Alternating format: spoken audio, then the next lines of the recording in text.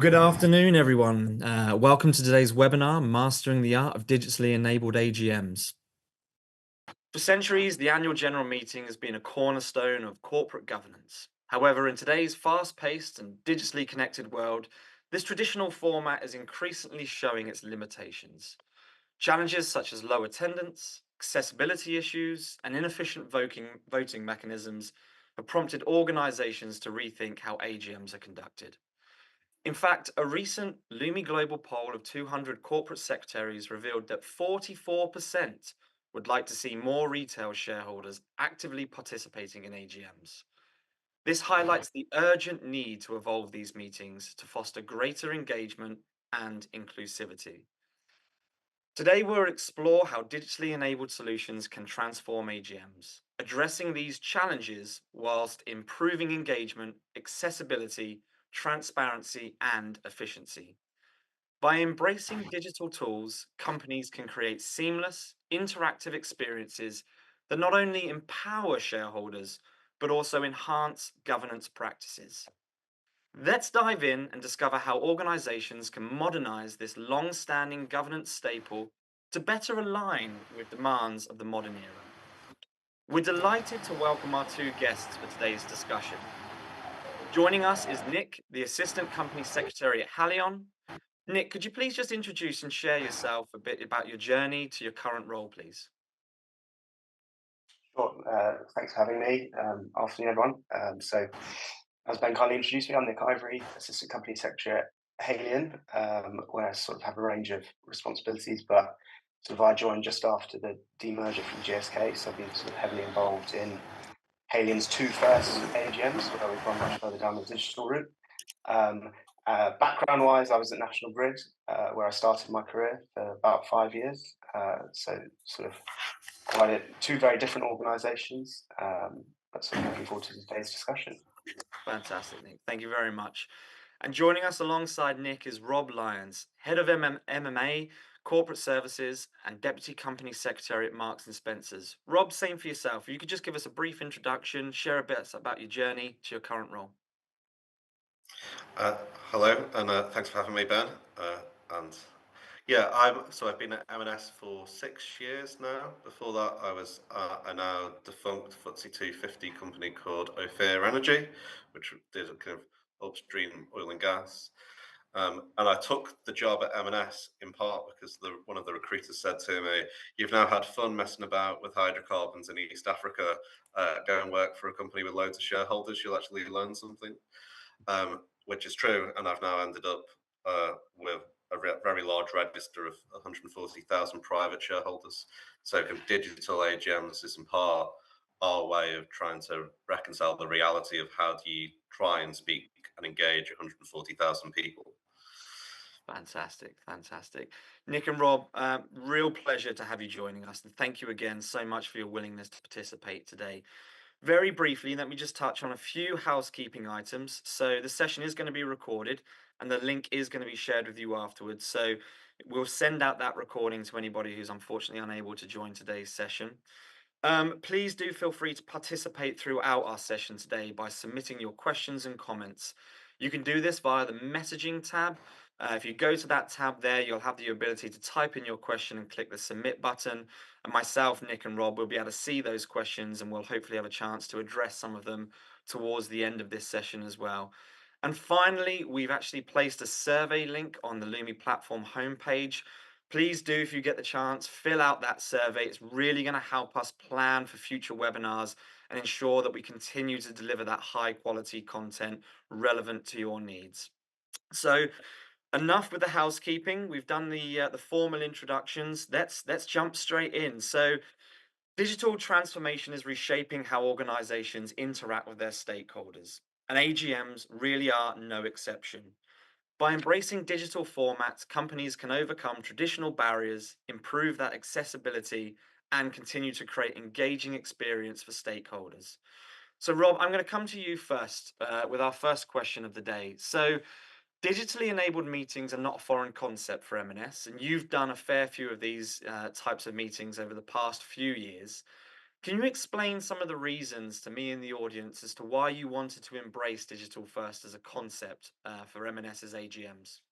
So it started with a wider business need that AGM became a solution. So kind of M&S, that I hope everybody knows, is kind of both an omni-channel food and apparel retailer, kind of, and kind of shopping online is a big part of modern commerce. And our chairman, who was relatively newly appointed when I joined, kind of wanted to use all aspects of the business to kind of say that we're a digital first retailer rather than just a bricks and mortar retailer. So that was the kind of macro concept that we're all living in.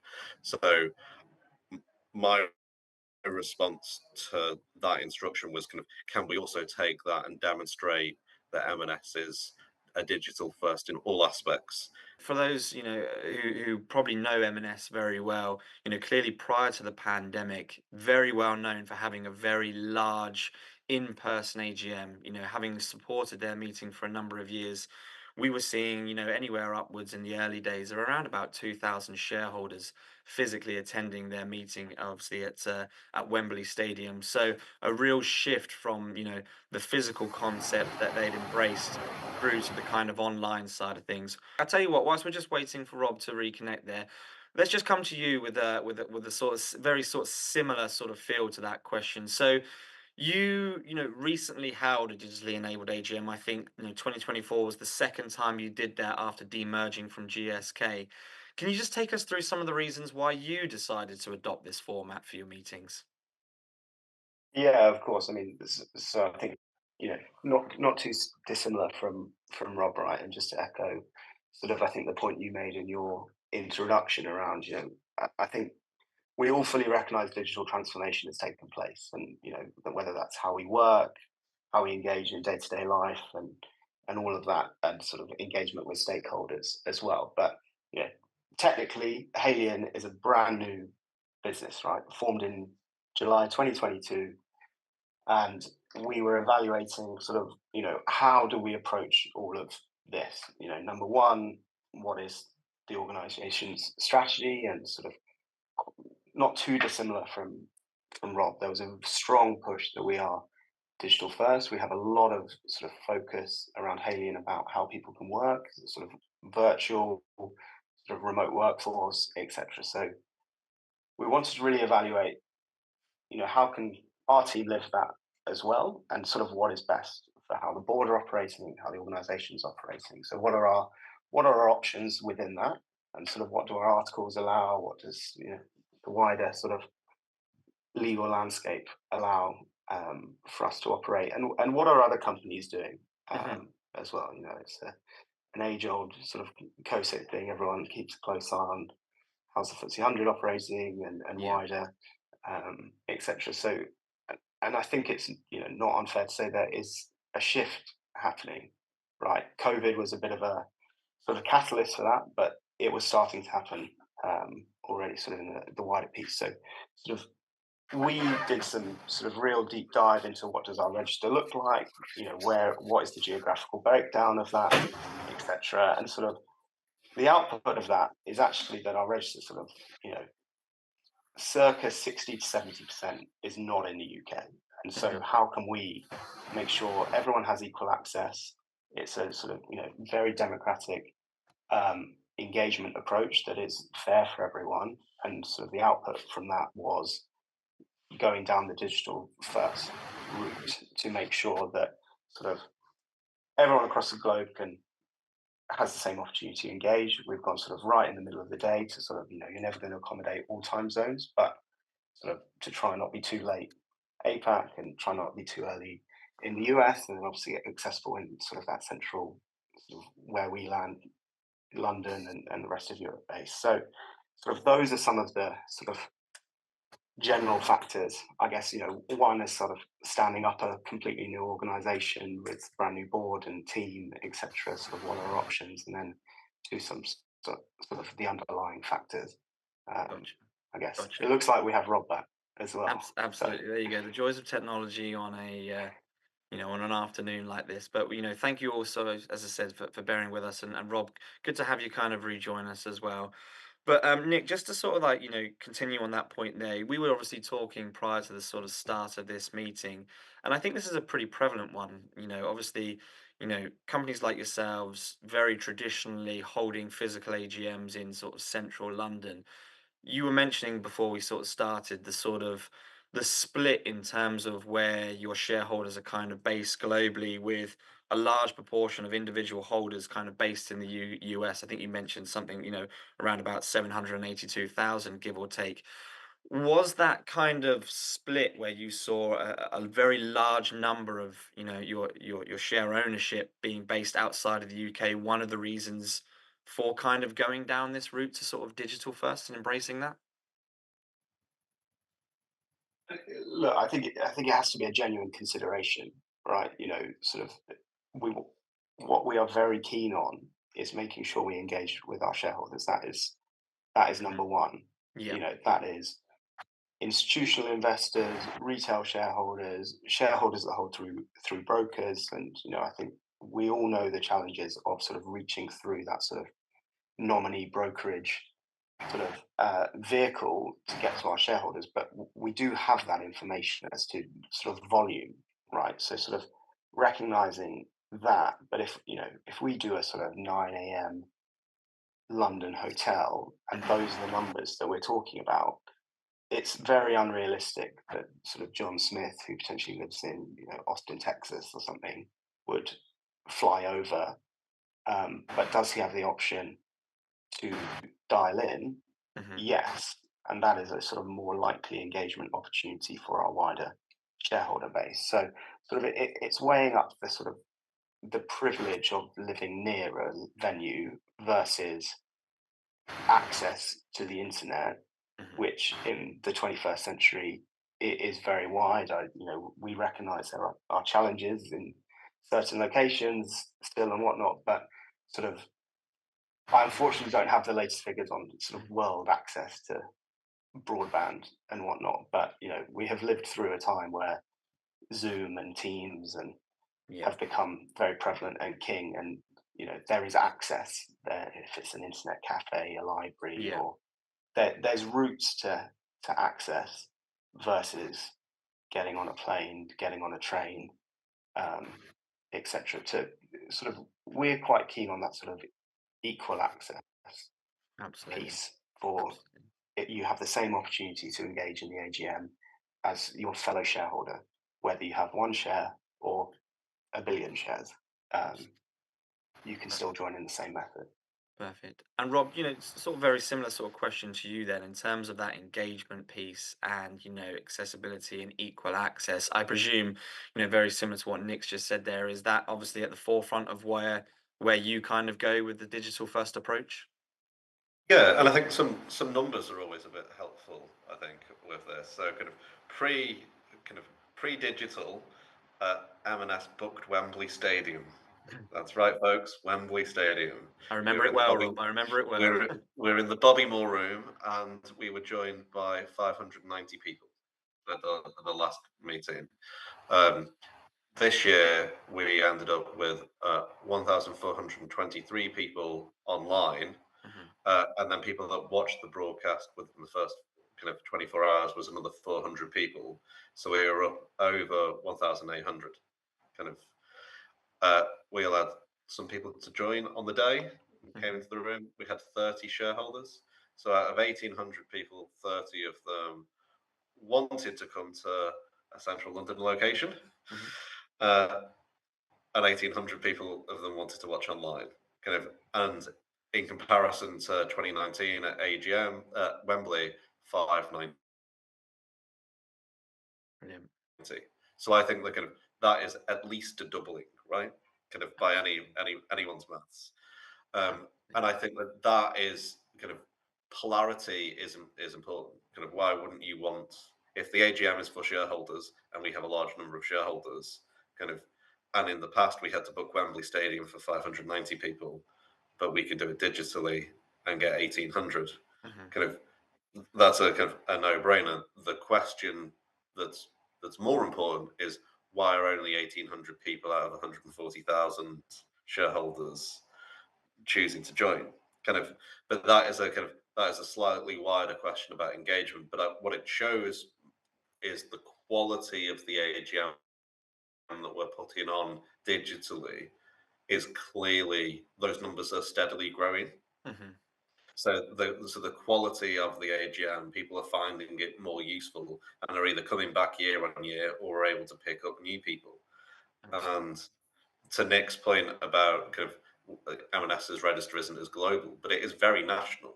Hmm. Kind of, and I do think that kind of if you replace his scenario of Austin, Texas, with Newcastle, London's still quite a long way and quite an expensive thing to get to for 11 o'clock on a Tuesday morning. Absolutely. So Absolutely. that's really the principal driver. Absolutely.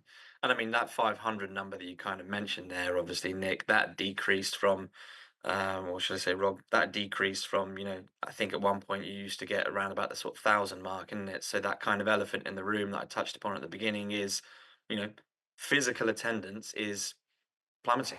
It is dropping quite dramatically here. Let's move on. So, adopting a digitally enabled AGM sort of doesn't happen overnight. It requires careful planning and execution, of course. So let's explore some of the actionable strategies to help organizations transition sort of smoothly from selecting the right platform to engaging those shareholders, effectively and efficiently during the meeting. So, Rob, to come back to you then.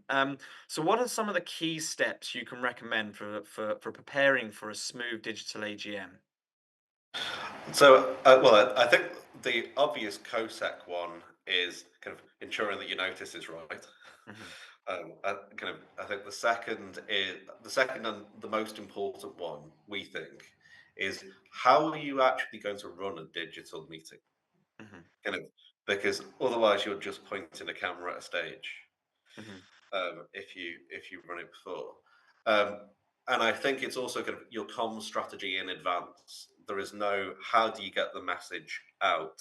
Kind of how do you get the message out digitally? How do you make sure that shareholders are prioritized over everybody else? If you just put a broadcast on the internet, that's not a shareholder meeting, that's a everybody meeting.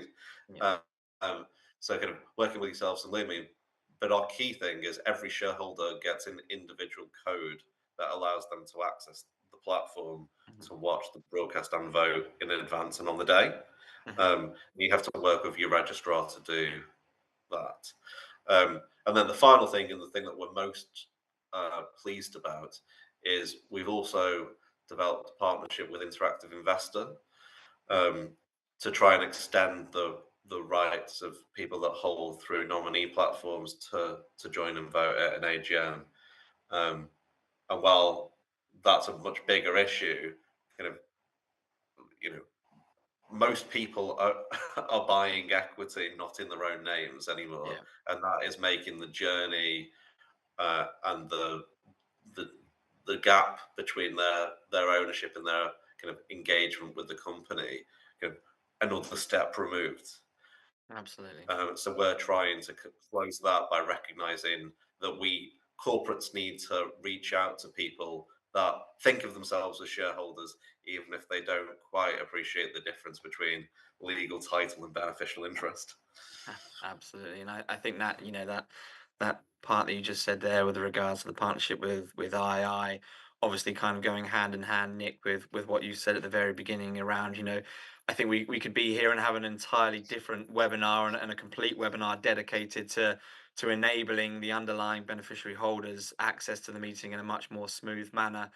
But Nick, let me just come to you then for a second and sort of ask you a very sort of similar sort of question. But what are some of the key steps that you can recommend for preparing a smooth digital AGM? What are some of the actions that you specifically take in the weeks leading up to it?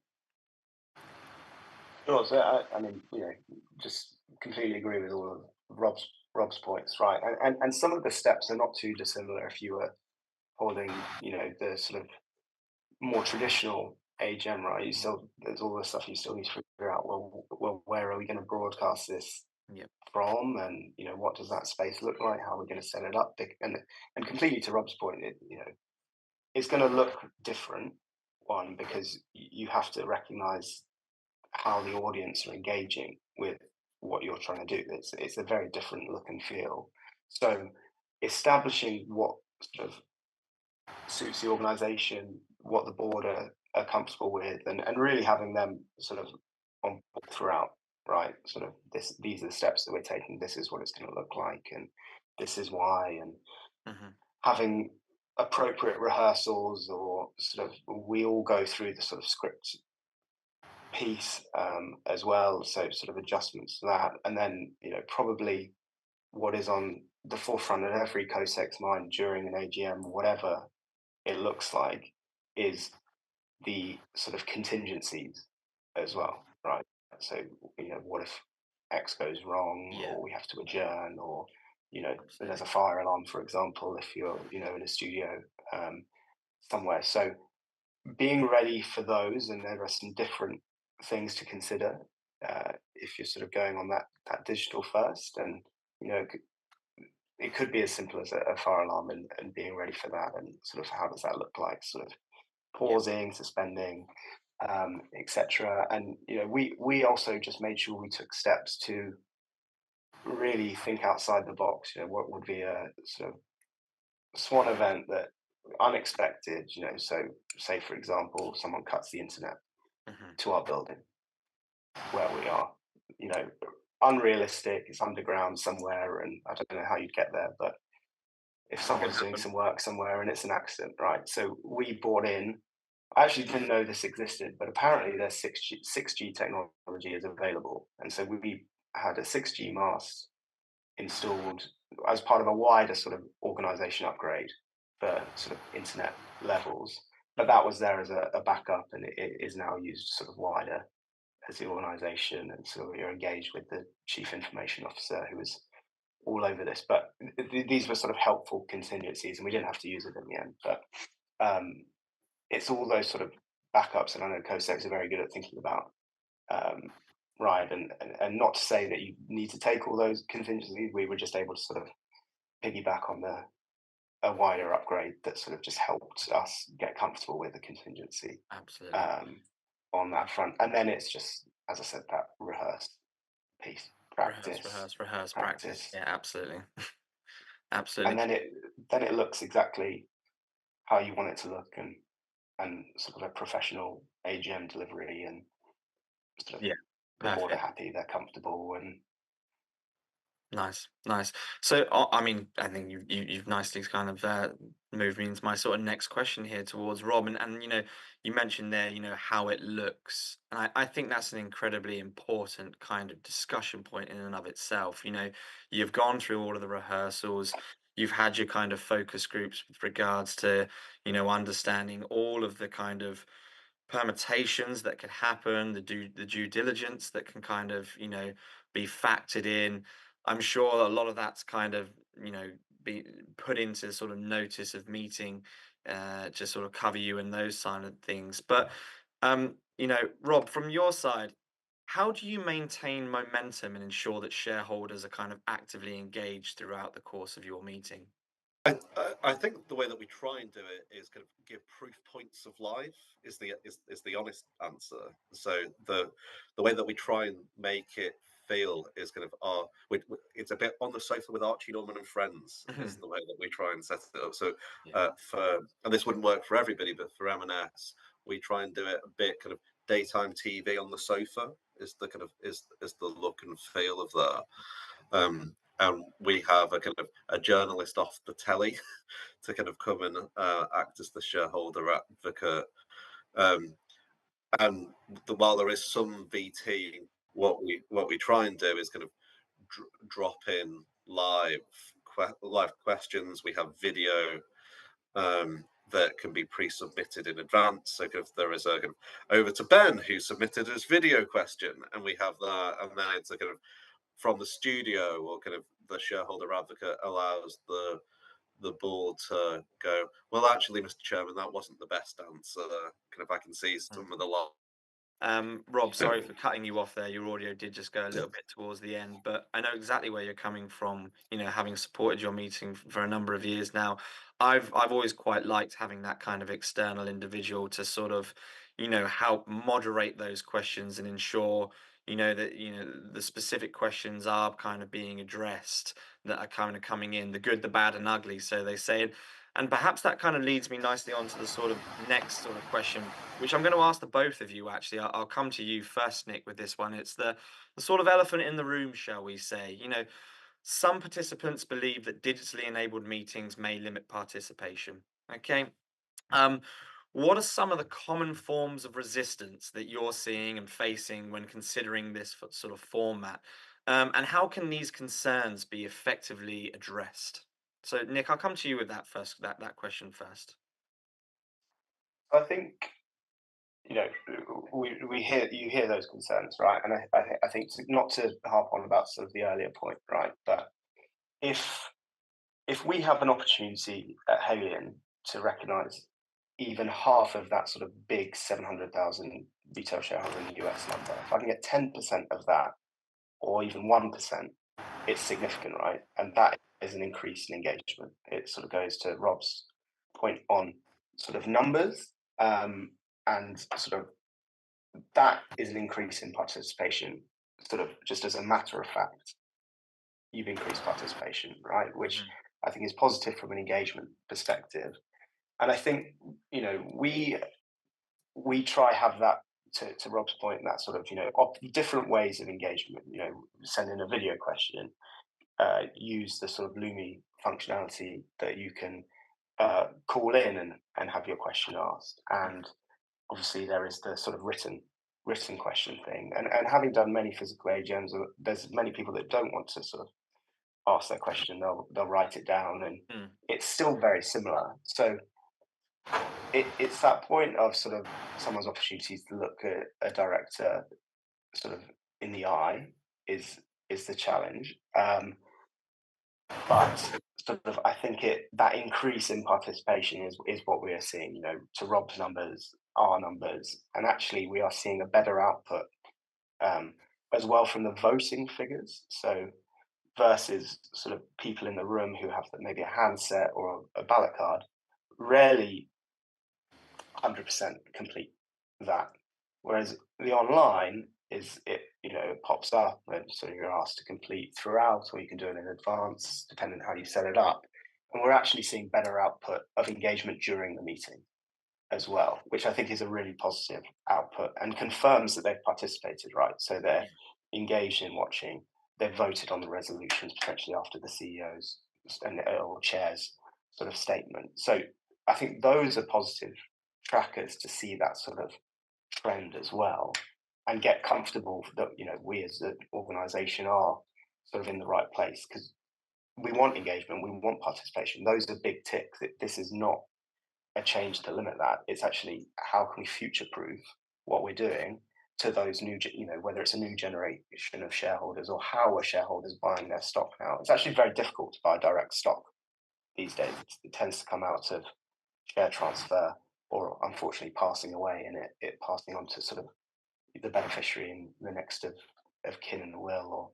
Or so how do people want to engage, and how do people sort of engage in material these days? It's probably a laptop, an iPad, a phone. Yeah. Um, or can you multi-engage as well, right? If you have two bits of stock and there's a meeting at the same time, can you join on a phone and a laptop? And Mhm. I think we actually got some data as we had our meeting last year was at the same time as four other FTSE 100 issuers. We don't all talk to each other, and we are all separate organisations. But sort of our registrar was able to share that actually a couple of our shareholders they saw in the same meeting at the same time. So Yeah.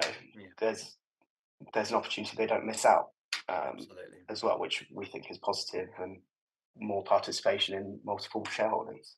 Absolutely. I think that's always a very common sort of, shall we say, grumble from shareholders in terms of everybody trying to fit in an AGM in a very busy sort of May, sort of season. Why are you not kind of conversing with each other, etc. But it's really interesting to hear that sort of stat around people being able to actually, attend multiple meetings at the same time to participate in.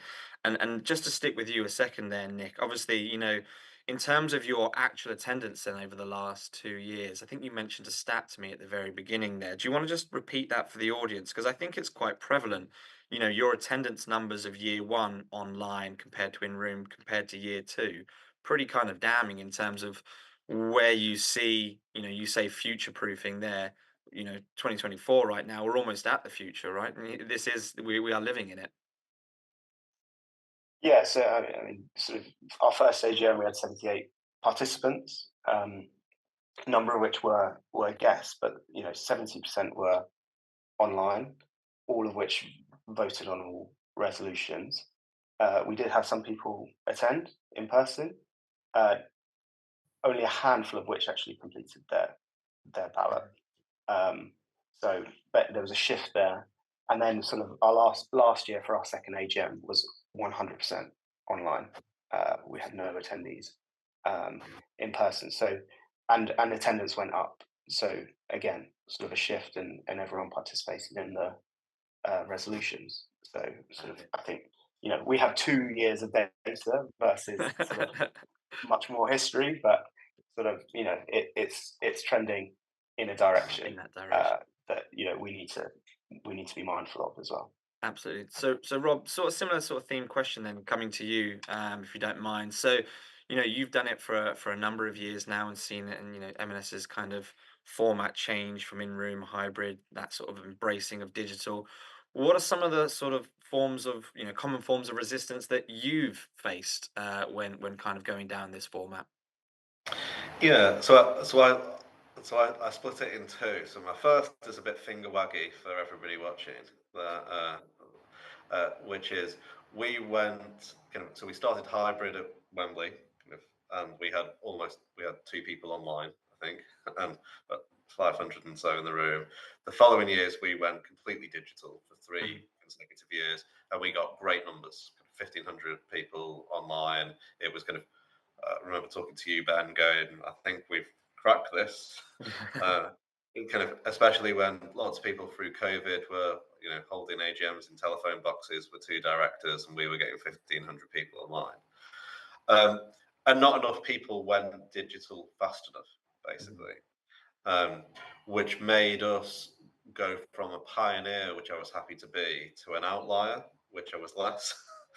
um, so kind of that created an opportunity for the last 2 years. There has been some media pressure, kind of all through one kind of organization. And at first, we decided that we would try and kind of fight back and explain the logic, which is kind of if the share price is £3 and you own 500 shares. How many shares do you need to sell to fund a return trip train ticket to Newcastle? Mm. First year we decided to fight fire with fire a bit in the press and kind of Mm. said, no, we're right, you're wrong. Um, and then last year we actually came to the realization kind of there are a cohort of people, and they are very small, but they are relatively vocal, that really care about physical attendance. Mhm. And it doesn't matter how much you explain the logic one way or the other, they are still going to be kind of wedded to it. And you can either be rude to those people or you can let them in and say that there's nothing to hide. Kind of so we decided to do that. And what we do basically is have an AGM in front of a live studio audience. So we've moved from it's still Archie Norman and friends on the sofa, but we've tried to do it a bit more like question time, kind of.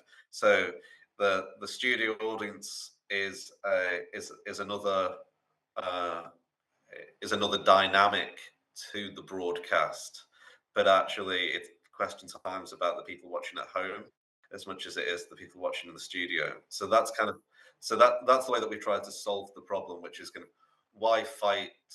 Uh, uh, you can either be annoyed with a minority, or you can kind of, or you can acknowledge that they have a point, even if you disagree with it, and work a way around it. We think that that's a bit of a shame, and we think that we wouldn't have needed to do that if more companies went digital sooner, but it's where we are. And I think Mm, that kind of as long as we still prioritize kind of the digital first aspects of it, I'm comfortable that over time we'll win the bigger argument, but yeah. without being rude to the people that really want to show up. Absolutely, absolutely. I've always found that sort of like media pressure a fascinating thing. You see the likes of Glass Lewis, etc. Advocating companies to go down that sort of hybrid route. Hybrid is the route. And then on, one side where you've got, companies like yourselves, Haleon and M&S saying, well, actually, our in-room attendance is decreasing, our online attendance is increasing. We want to prioritize that side of things to really keep that engagement levels up and kind of going it for it almost come in for a bit of a bad rep. Why are you not prioritizing the in some ways some might call it antiquated in-room side of things? Why are you prioritizing the online? You're still giving those optionalities. You're seeing that growth, online.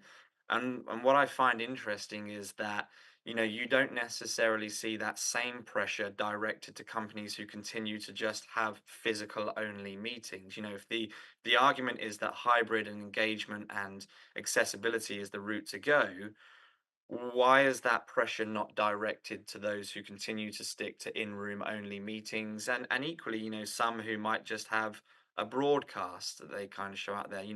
We know the accessibility and tools are available to enable voting and Q&A, etc. So I've always found that a very fascinating dynamic where that same kind of level of frustration, if you want to call it that, is not directed to those who are kind of sticking to in-room.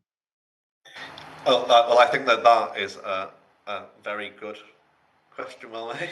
And I think that all of the proxies. So I think the proxies are a little the wrong side of this argument because Absolutely. they don't show up anyway. Absolutely. It's not the institutional capital doesn't vote. So some of that is just kind of positioning.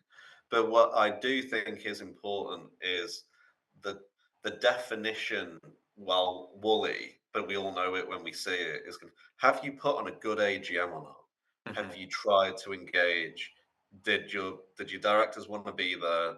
Did your material that go out kind of in advance kind of make joining either in person or digitally easy? And when you give over 90 minutes, 2 hours of your time, did you learn something?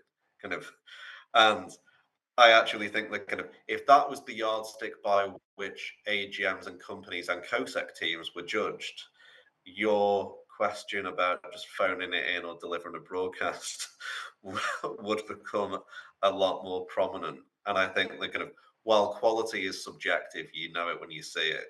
And I think that it is a shame that that debate is we're still in the more binary technical space rather Mm. than the is it better?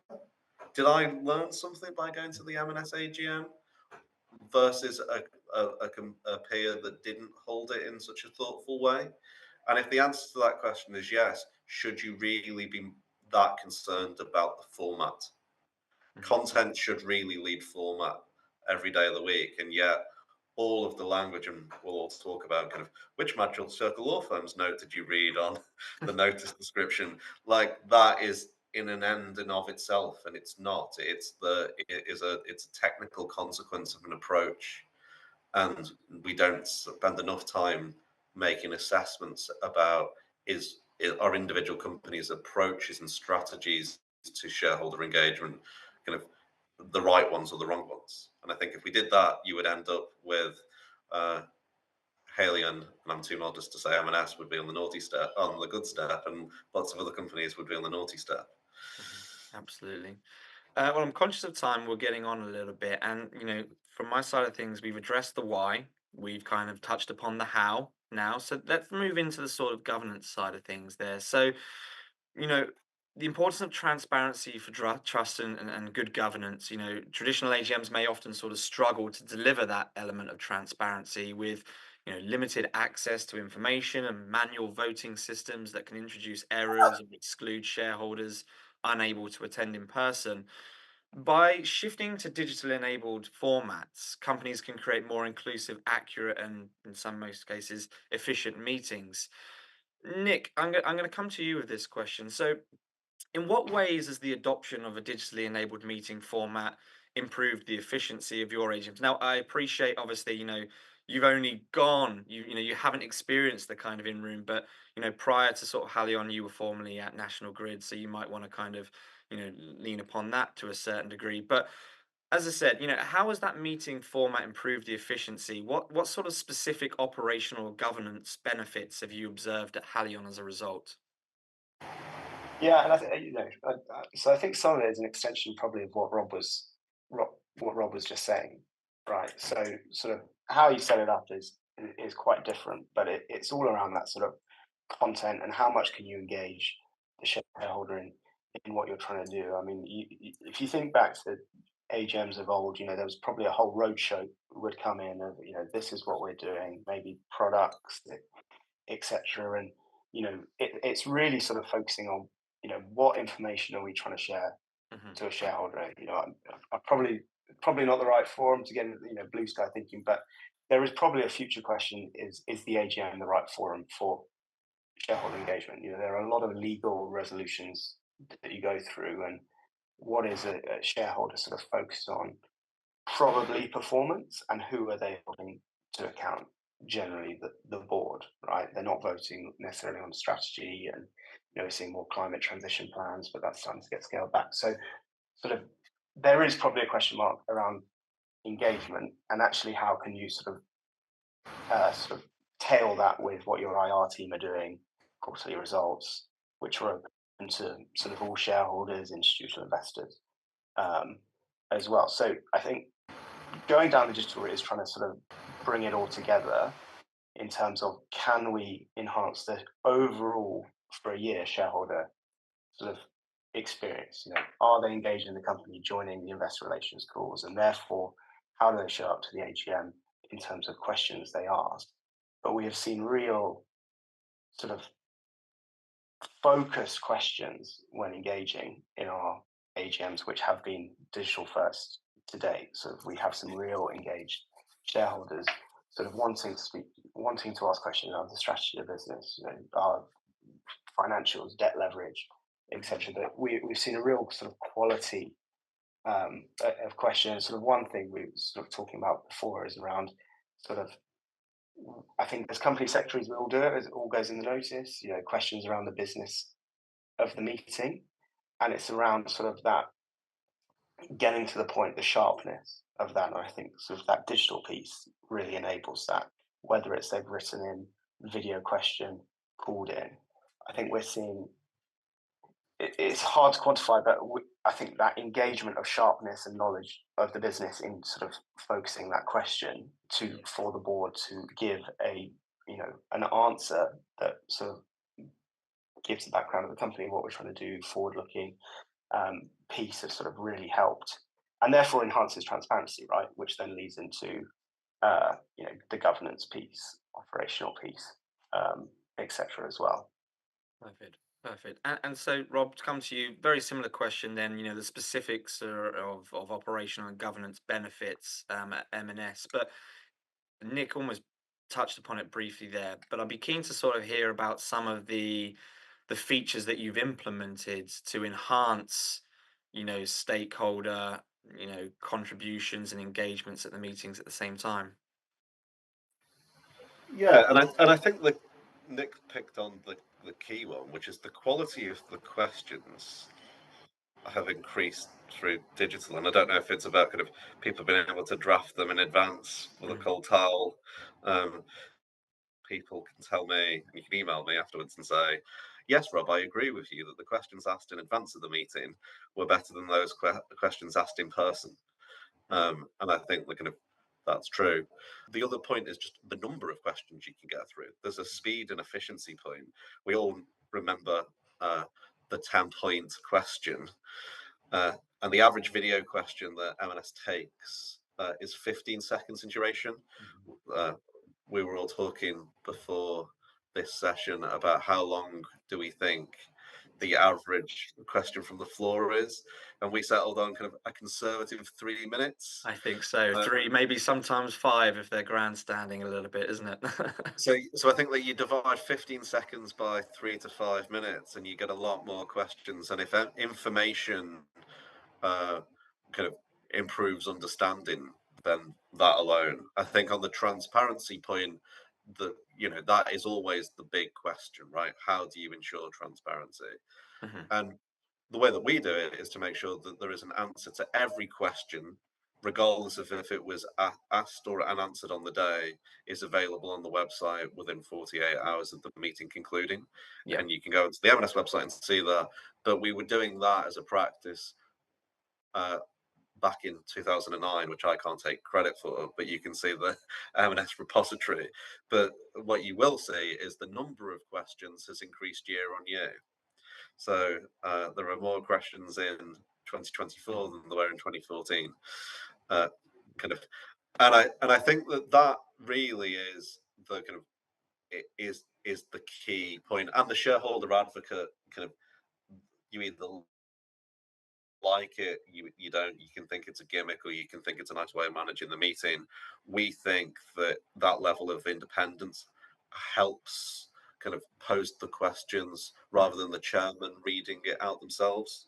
And Yep. I think that the fact that we're bringing in an external journalist who hopefully comes with their own credibility, that they're not just going to ask the softball questions, Yep. helps. And I think that kind of, if you understand that there are legitimate concerns that the board conduct things, but if you've got an obligation to publish everything, you hire a journalist with credibility that's going to interrogate the answers that they're given. You have a multitude of ways of asking questions, both live and on the day. And if you really want to, you can come to the meeting and ask it yourself. Kind Mhm. of, if you have all of those things in place, where is the risk? Mm. Absolutely. Um, no, that doesn't mean that there isn't a risk. It's just saying that I can't see one. Mm. Absolutely. Definitely aligns with, like you said, it was fascinating when we were having that conversation around that. If you want to put a number on it, 3 minutes is definitely the conservative for the length of time. That efficiency to get through questions, and Nick, to your point as well, around the kind of quality of those online questions becoming much more prevalent and relevant to the business of the meeting is a fascinating sort of statistic there.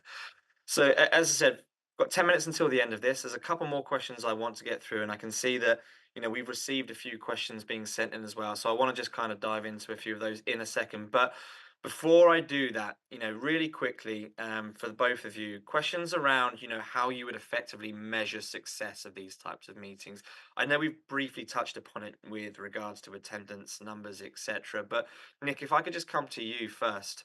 What are the metrics what metrics should companies focus on to assess the success of their digitally enabled meeting? What are some of the things that you look for to conclude that a meeting has been successful?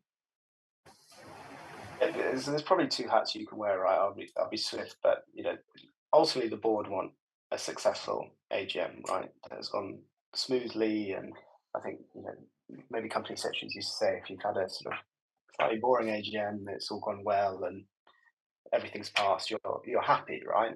And the board want every naturally the resolutions that they've put forward and support to pass. And if you've maybe had something sort of put in by an activist, as long as the board are happy, sort of where they've made their recommendation. I think from a COSEC perspective, it's that you've had a successful AGM as well, but also where we are really looking in this sort of world of shareholder engagement is it's just participation, numbers of participants, how they've engaged, did they, were they all able to vote, number of questions from participants in the room, have they sort of engaged, and that's positive for us, right? Mhm. Because I think there is that piece that we all have a massive institutional investor base who all vote late, but they all vote in advance of the meeting, and they tend to make up the majority of your shareholder base, right? So you've got a good idea where the vote is going, which is to that sort of existential point of the AGM. But sort of if this is the method of engaging with your more traditional retail shareholder, if you have a high number in attendance and it's continuing going up, I think that's success. It's participation. Mhm. That's the big one, I think, for Absolutely. for me. And is that the same for yourself, Rob? What are some of the metrics that you're specifically looking to gauge sort of success with regards to digitally enabled meetings? Yeah, so the two big ones are kind of participation numbers and number of questions, because we Yeah. basically think kind of questions as a proxy for active engagement as well. But I also have another one which is kind of newbies, basically, Mm. kind of the and which is part of the II thing. Not only is it the right thing to do, but are Fortunately, we lost him just there whilst he was getting to the good stuff. But as I said, we've got about 5 minutes to go. I want to conclude with just one final question. And Nick, I'm going to, well, it's for both of you, really. Rob, sorry, I know you're back now and you were just concluding with that II thing. But with 5 minutes to go, you know, question to you first, Nick, and then I'll come to you, Rob. What is one of the key takeaways that you would recommend? Because we've got a lot of companies on here at the moment listening to the two of you, and clearly, hopefully, some of them keen to kind of embrace this. But what's one of the key takeaways you would recommend to organizations looking to transition to a digitally enabled AGM? Come to you first, Nick, for that one. Oh, well, I think if you can, it's give it a try, right? We everyone will have a different shareholder base and the makeup of that. But sort of the reason I look at some of these numbers in quite detail is, it is to Rob's point earlier, who is not attending. So, if the why is location or unaccessibility, if you can flip it on its head to an extent and have success in that, we see that as a real value add that we can go to the board and say, over this period of time, because of the steps we've taken, we have increased shareholder engagement, which therefore allows us to report positively on things against like the FRC corporate governance code, and engagement is the word on people's lips. I think throughout all this. So if you can flip the argument on its head to an extent, I think there is opportunity there, and then that will help going forward, and it's a future proof. This is I think this is what the future looks like. Perfect, perfect. And same question then to yourself there, Rob. What's some of the advice that you would give to organizations?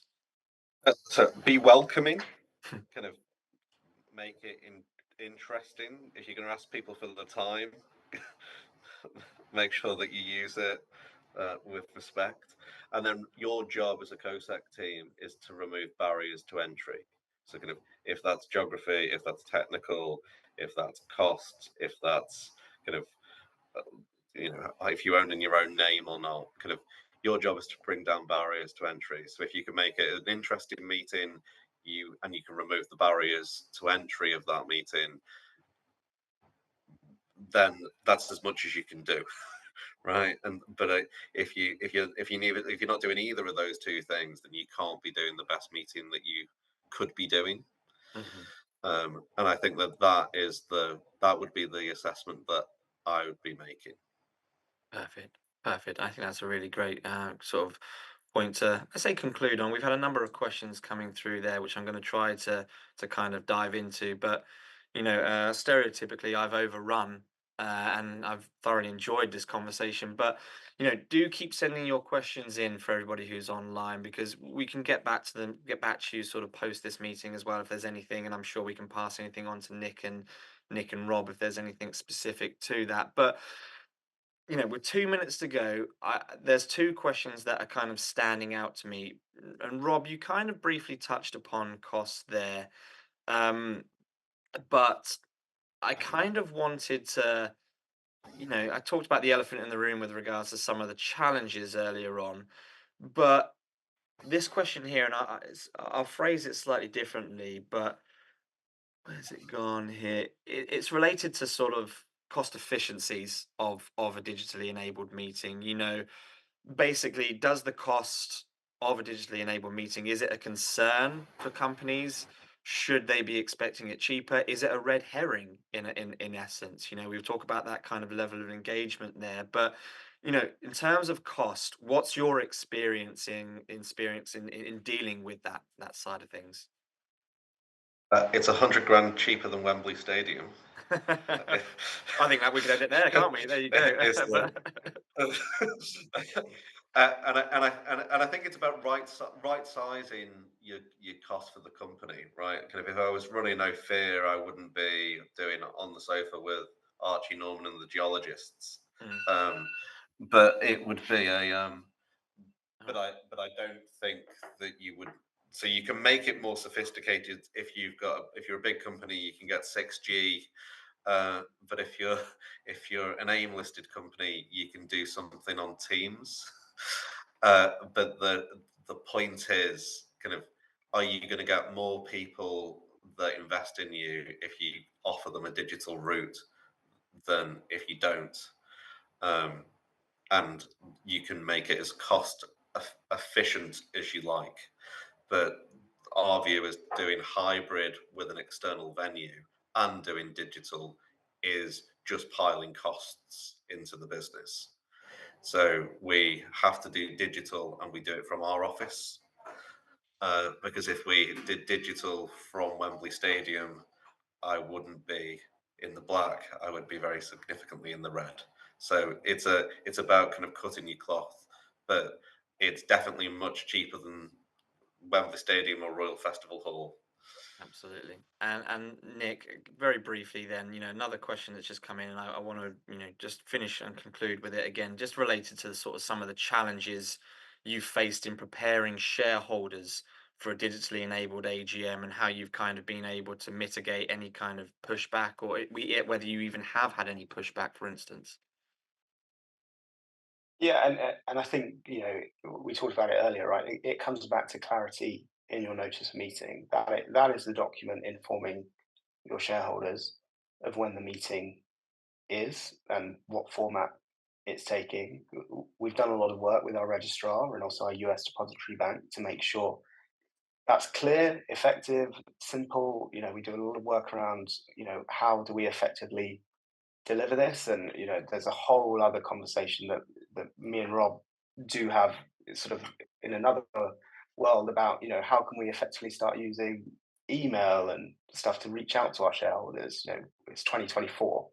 We should be able to contact our shareholders how every other bank organization, shopping organization contacts you. We've all just had Black Friday, right? Everyone's had hundreds of emails, but people are not getting emails about their shareholding. Hmm. It could be a massive investment for you, and it's tough for us to reach out. So, but to the question, it's just clarity, being very clear. It can't be a confused message. This Hmm. is this is what we're doing. These are the methods for you to join, and really spell it out. And we have had contact with shareholders, and it's questions, but it's also sort of that preparation piece. What are the answers to the questions that we think we might receive? So it could be a why, how we're doing it, and then sort of I think we didn't touch upon it earlier in the preparation piece, but it's that what do your articles look like? It's sort of a given. Can you do this? And Hmm. that is sort of the rule book for the company. And then also, if the company's act comes up, we got advice around Section 311, and it's an interpretation piece. Was the guidance we received that would allow a non-physical place or an IP address to be a place. So it's clear messaging, good preparation, and being ready to answer those questions. But if your messaging is confused, that's what causes the problems. So we feel we had a very clear notice, and Hmm. everyone attended online. So Perfect. I think that's the Perfect. output. And a wonderful way to conclude, actually, Nick. So, look, thank you both, Rob, Nick. Thank you both so much for your time today. I found it a really fascinating conversation, and hopefully, those of you who are online with us, have found that incredibly useful. Please, do feel free to complete the survey that we have on the homepage. But with that, I just want to thank you all for attending today's session. We look forward to seeing you at our next webinar, and please do have a fantastic rest of your day. Thank you so much.